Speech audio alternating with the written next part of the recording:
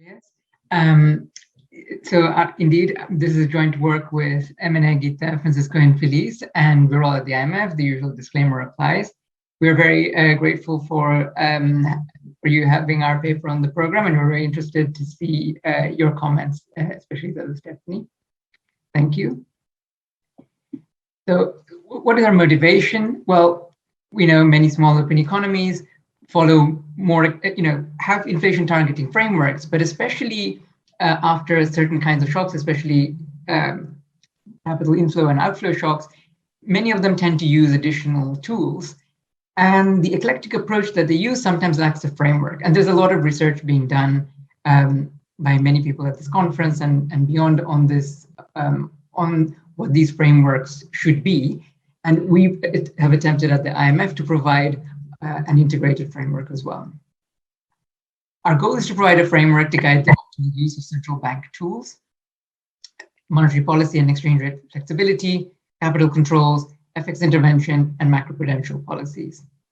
So what we do is we build on a vast literature that is evolving on which externalities different kinds of tools could tackle.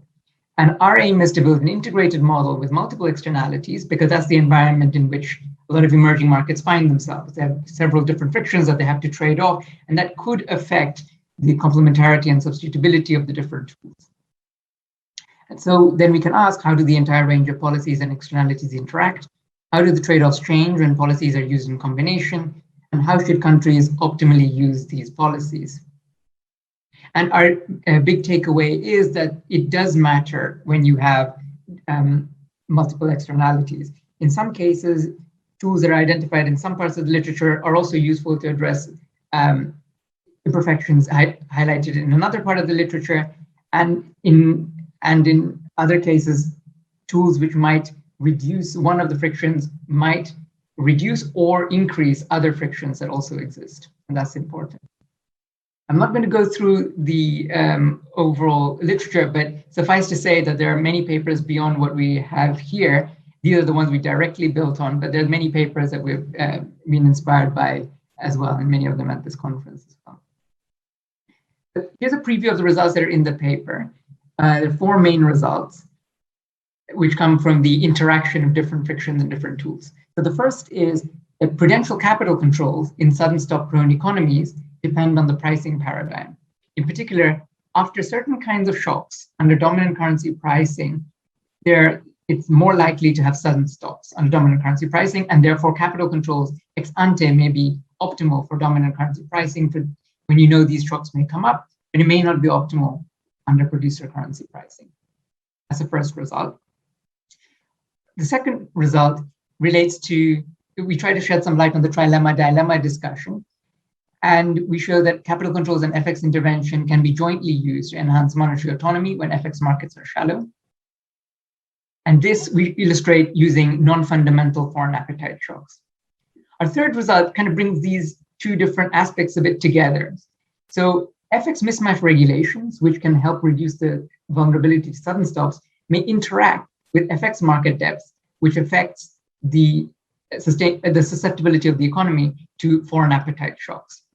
And so that decision, therefore, needs to be taking into account how the different externalities may interact in this case. And finally, there may be a stronger case for prudential capital controls and macroprudential measures ex ante if external and domestic constraints amplify each other ex post. So what I'll do in this presentation is go through the environment and then explain, if I can, the first three results and then conclude. So the overall environment is that we have a three-period small open economy. There are multiple instruments, so we really want to try to tease out the impact of the different instruments for optimality. So we have periods t equals 0, 1, 2. Ex-ante instruments are used in period 0. Shock strike in period 1 and all uncertainty is resolved. And ex-post instruments are used in periods 1 and 2. We show the tools in red in the following equations that I've highlighted from the overall system. So on the household sector, households consume home traded goods, CHT, imports, CFT, and non-traded housing, CRT, and they supply labor, NT. They have the log preferences as in Code and Oxford, and they borrow in domestic currency. Just to highlight, the intratemporal equation on the very left relates home traded goods CHT to the import CFT and to the relative price of home goods. The exchange rate ET, if it goes up, it's a depreciation, and it makes home goods more competitive relative to imports. And if you look at the intertemporal condition, you can see that the domestic macroprudential tax, theta HHT, affects the cost of borrowing. Traded goods firms follow a linear production technology, and they set rigid prices once and for all in period T equals 0. Under producer currency pricing, export prices are sticky in the domestic currency. They are set ex ante at the price PH. And then the dollar price is PH over E. So if there's a depreciation, exports become more competitive. Under dominant currency pricing, export prices are sticky in dollars at the price PX. So when there's a depreciation, they don't become more competitive in dollar terms. Total output is equal to the home goods plus the exported goods, total output in the traded goods sector. And export demand takes the unit elastic demand function form. The commodity sector is very simple. The P star is the dollar price of the commodities times the endowment ZT in dollars. So here's a financial flows diagram now for the financial side of the picture. We've covered the trade friction already. Here's the financial side. World capital markets lend in dollars to international financial intermediaries. These intermediaries channel the funds to domestic banks in local currency, who then lend on to households.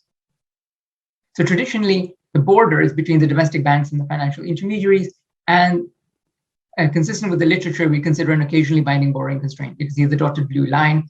And instruments that you might think of to handle this kind of constraint would be capital controls at the border or macroprudential measures domestically.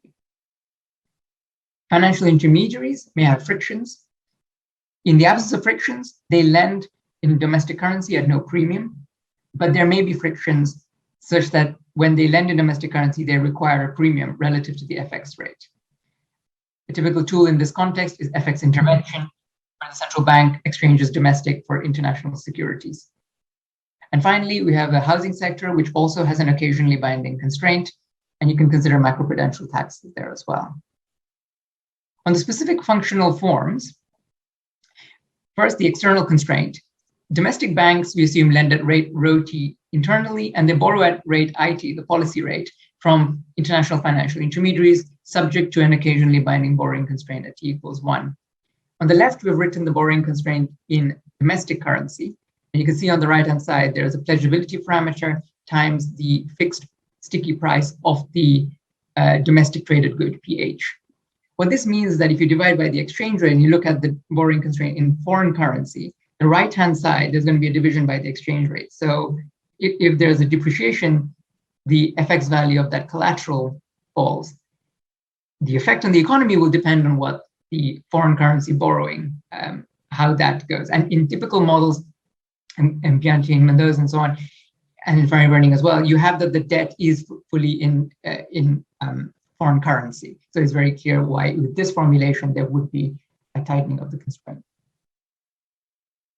We have financial intermediaries, which take open positions in domestic currency and FX bonds, and this affects the premium on domestic currency. They have balance sheet frictions. So if you look on the right-hand side, you can see the expected return for these intermediaries from holding local currency debt. 1 plus I, the policy rate, converted into FX, so the ET over ET plus 1, and you subtract the capital control psi t, and you compare that to the interest rate on the dollar bond, I star. And that premium is equal to 0 if the left-hand side has gamma equals 0, no balance sheet frictions. In the presence of balance sheet frictions, premium on this local currency is going to be related to the terms inside the gamma equation. So these optimizing intermediaries must hold the debt that the households want to issue, any debt, that's the first term. The second term is any debt that the central bank issues in order to purchase FX bonds, that's the FXI term, and it must hold whatever other non-optimizing intermediaries subject to tighter portfolio constraints don't want to hold. So that's the ST term. If there's an outflow from these non-price sensitive intermediaries, then the optimizing intermediaries have to hold more of the bonds. So far we've got the external constraint and the external constraint which relates more to FX debt and this premium constraint which relates more to domestic currency debt. And we have a trick to combine both of them, saying that the lambda of these intermediaries are owned by domestic households. What that means is that while domestic household, each individual household believes is borrowing in domestic currency, the representative household has effective currency mismatch because a portion of the domestic currency debt is held by the intermediaries which it owns, and those intermediaries borrow in FX. So in that way, you have currency mismatch, which can trigger the external constraint in the traditional manner, and you have some local currency debt that also is subject to the gamma friction here. We model housing firms as in Kiyotaki and more, but we let them have a borrowing constraint that is occasionally binding instead of always binding, and they borrow at the rate rho t times 1 plus theta RT. Theta RT is the macroprudential tax in the housing sector. The social planner's problem is to maximize the indirect utility function. You can see is defined over imports, CFT, the relative price of home, foreign goods, the relative price of exports, which depends on the pricing paradigm, and the land usage in the linear sector. As in Kiyotaki more, that should be equal to all the land in the economy if there are no borrowing constraints, but it dips below that if there are borrowing constraints. The constraints you can see are the resource constraint, the occasionally binding domestic banks borrowing constraint, the occasionally binding housing firms borrowing constraint, and finally, the always binding intermediary friction. Just to point out a couple of things, in the resource constraint, you can see that in the denominator, the effective interest rate is lambda times 1 plus I star. So lambda of the debt is effectively in FX, and 1 minus lambda times the premium eta on domestic currency debt. The difference between the domestic banks borrowing constraint and the housing firms borrowing constraint, I just want to point to something there. These are, of course, simplified. I haven't shown the full functional forms of the debt levels, but you can see just illustrative on the right-hand side, when the exchange rate depreciates, U1 goes up, the right-hand side of the domestic bank's borrowing constraint becomes smaller. Whereas in the housing firm's borrowing constraint, when there is a depreciation, it's not clear what happens to the right-hand side because there are also changes in the domestic, the land usage by the linear sector and also the land price, QL. That could become tighter or looser. So optimal policies will depend on the following wedges. The first is the aggregate demand wedge, which relates to the sticky prices. Terms of trade wedge, which relates to sticky prices for the exports.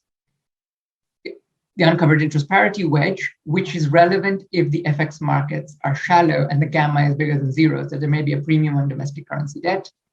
And the housing wedge, which is relevant in the case of binding frictions in the domestic housing sector. The planner has to trade off these different externalities. There's an aggregate demand externality. As traditional literature, households do not internalize the impact of their decisions on overall aggregate demand. There is a pecuniary aggregate demand externality. Households don't internalize the impact of their decisions on aggregate demand, and the aggregate demand affects the exchange rate. In the cases where the external constraint is binding, the exchange rate will affect the tightness of that constraint. There's a terms of trade externality that is traditional in the pricing paradigm literature. Traded goods firms don't take into account that the pricing decisions affect the position on the export demand schedule. There is also a financial terms of trade externality.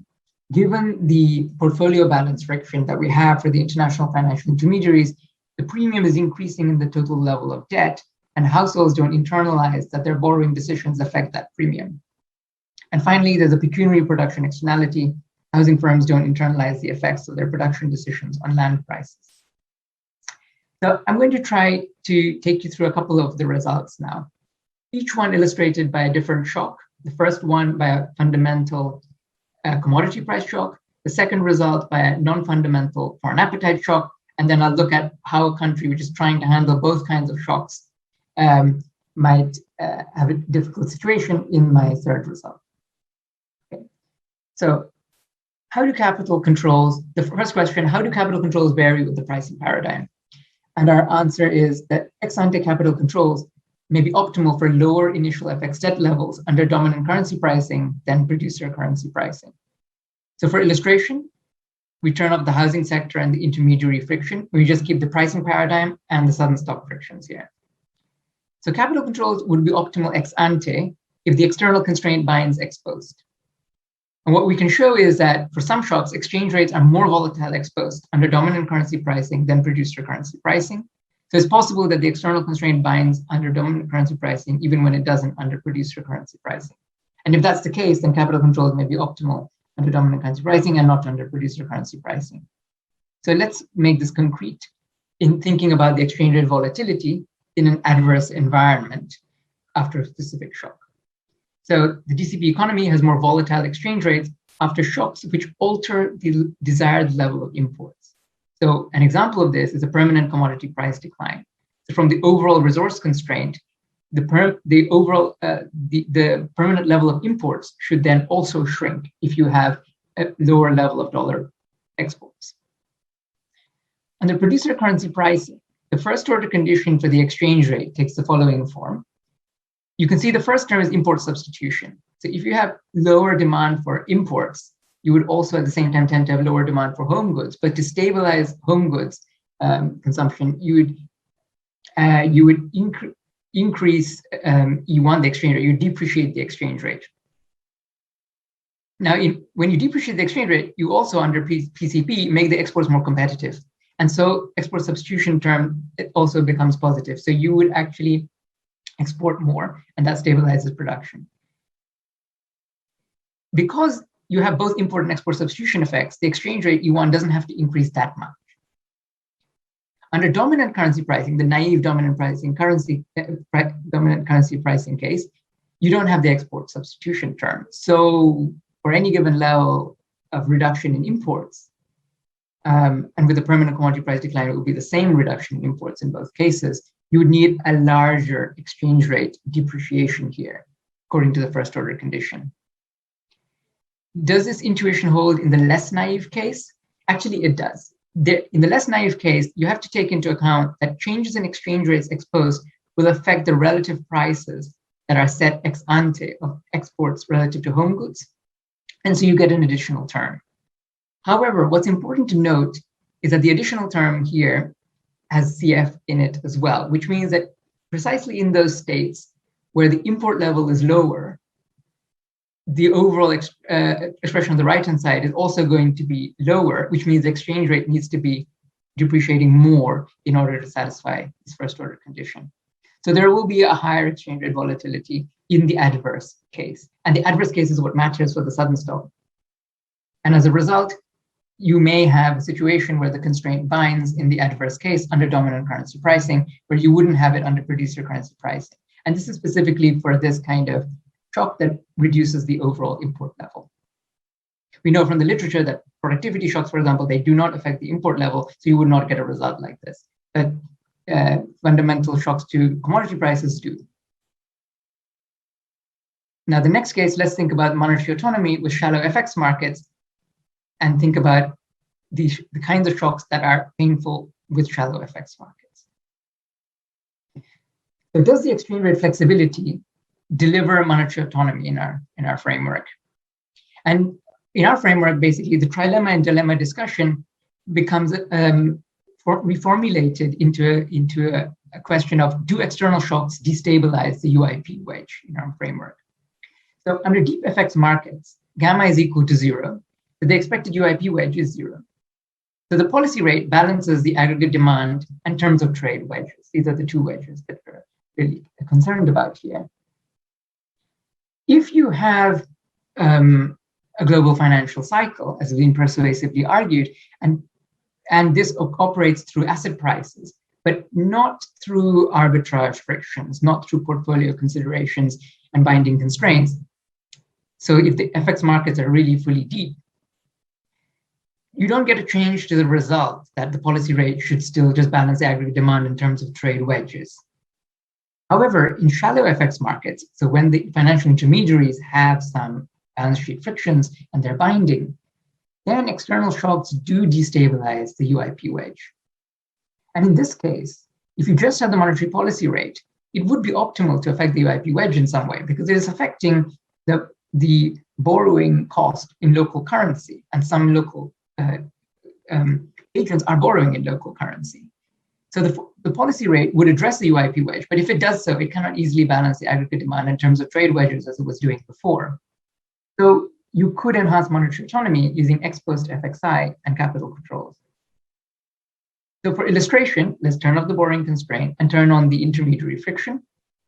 And we can see that the financial terms of trade externality generates a rationale for ex post capital controls. In the deep FX markets case, what happens when you get a decline in the foreign appetite for domestic currency debt? Well, other intermediaries just absorb that debt. So if there's a decline for appetite from one segment of the intermediaries, other intermediaries just absorb it at no premium. And you can see that it doesn't appear in the first order condition for consumption.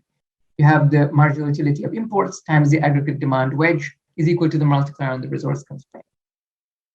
Under shallow markets, because gamma is bigger than zero, you have an extra term, financial terms of trade externality term, which actually is negative. So what does that mean? It means that the planner would like the left-hand side to be smaller, so for there to be more consumption, and relative to what the private sector is choosing. So the private sector, when there's a decline in foreign appetite for domestic currency debt, the private sector is deleveraging too much and consuming too little. It's causing a lot of destabilization in the domestic economy. The monetary policy cannot stabilize both consumption and the UIP premium. If it stabilizes the import consumption, then it's going to have the same level of debt. But if there's a decline in foreign appetite, that level of debt is now going to take a different premium. So it can't stabilize both. Ex post FXI and capital controls should be used together in this environment. And they reduce the response of the policy rate to the foreign appetite shocks. So they may be substitutes or complements for each other. And there are strong substitutes for the policy rate in handling the foreign appetite shock. So there's a role for both capital inflow subsidies and FXI. Capital controls affect the price dimension. So they insulate the policy rate from the UIP premium. And if you insulate the policy rate, then domestic households don't delever so much. The FXI leans against the wind to earn carry profits, while at the same time disconnecting consumption from the external debt position. So you can earn carry profits without having to move consumption around. And the policy rate and consumption may not need to move at all. When we have symmetric shocks in our framework, it's actually there you have perfect stabilization. So this result, we've found it seems to hold in portfolio balance models as long as the premium is increasing in the debt. And so there's an upward sloping supply curve for funds to the country in domestic currency. So if the intermediary capital has a fixed upper limit, so there's a fixed price, is elastic up to a fixed upper limit, and then you can't get any more, then it kind of, it's no longer that smooth, and you can break the roles of capital controls and FXI. So capital controls would then just manage the premium part. FXI would manage if there's any change in the upper limit. You can manage the consumption level. So all of this to say that in the event of these kinds of foreign appetite shocks, which are non-fundamental shocks because of portfolio constraints and some group of foreign intermediaries, you do have a reduction in monetary autonomy, and you would want to have FXI and capital controls to help improve monetary autonomy. So far we've considered two cases. One is a fundamental shock where you have an effect on the sudden stop constraint. The second is a non-fundamental shock that hurts monetary autonomy. You can have, fundamental shocks, and they affect different frictions in different ways. For example, in this environment, if you have just a fundamental commodity price shock, there isn't actually, and it's permanent, there is no change in the overall desired debt level. So there is actually no need to use FXI and capital controls to handle the shallow FX market friction. So it's really, with shallow FX markets, permanent fundamental shocks are not, you don't need to use FXI and capital controls, but non-fundamental foreign appetite shocks, you do want to use FXI and capital controls. So now what happens if you have an economy which have both of these kinds of shocks and both of these frictions? And that I'll try to touch on very quickly in my third result. So how do you manage FX debt limits and shallow FX markets? So the first result is, let's consider a deep FX market. A ban on open FX positions reduces currency mismatch, the vulnerability to external constraints, and it reduces the case for any other prudential capital controls. So let's consider that the lambda fraction of the foreign intermediaries that you own, you can put a regulation on them, banning them from borrowing in FX. That pushes all the FX borrowing onto foreign intermediaries. So instead of the left-hand side of the debt levels here in FX being divided between an FX repayment term, which you cannot depreciate away, and a domestic currency repayment term, which you can depreciate away. If you increase E1, this goes to 0. You now, because you push all the FX mismatch to the foreign intermediaries, you can depreciate away the inherited debt, and there's no more pecuniary aggregate demand externality. So if you have deep FX markets, you can do a ban on open FX positions all the way. When you have shallow markets, there may be, in the short term, an additional effect, which is that you are going to make some intermediaries not able to borrow in FX when there are premium in domestic currency, which means that when you're considering foreign appetite shocks, the intermediaries cannot smooth out those foreign appetite shocks that easily, because you're removing a portion of them from the market, and the market was already constrained to begin with. So what this means is that when gamma is bigger than 0, you still want to put some currency mismatch regulations, but you may not be able to reduce the mismatch regulations all the way to 0 without also increasing the economy's vulnerability to foreign appetite shocks. And this suggests that measures to deepen FX markets and measures to regulate FX mismatches may be complementary. If you can make the FX market deeper, you can have more freedom to reduce put regulations to reduce the FX mismatches. If you have more shallow FX markets, it may be more difficult to make all FX mismatches go to 0 without increasing the cost of borrowing in local currency, which then increases the vulnerability to foreign appetite shocks. So let me end there, actually. So as I've mentioned before, we want to try and highlight the 4 results that have emerged at the interactions of some of the different literature that we have been inspired by. One on prudential capital controls in southern grown economies depend on the pricing paradigm. Capital controls tend to be higher for GCP economies that may be subject to future commodity price shocks. We shed some light on the trilemma and dilemma debate. Capital controls and FX intervention can be jointly optimal to enhance monetary autonomy, especially in cases where FX markets are shallow, and more generally in cases where there are portfolio frictions governing the transmission of global shocks into domestic local currency debt markets. And this, of course, has been touched on in other papers in the conference, looking at UIP premia affecting the local, affecting emerging markets, and how changes in interest rates in the core countries can affect these premia.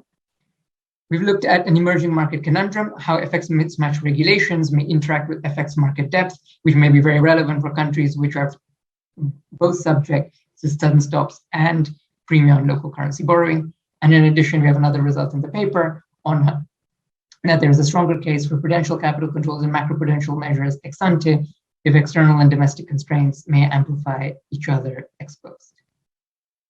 So let me end there, and we're very interested to hear all your comments, and thanks to Stephanie as well.